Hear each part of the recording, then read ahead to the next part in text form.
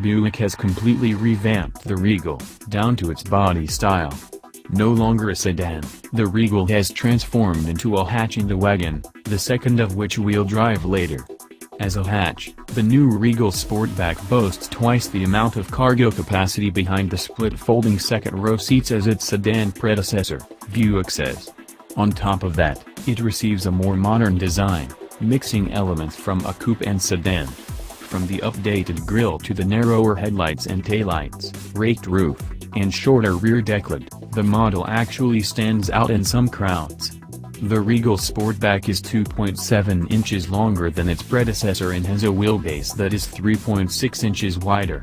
If it looks slower and more planted, that's because Buick reduced the car's height by a little more than an inch.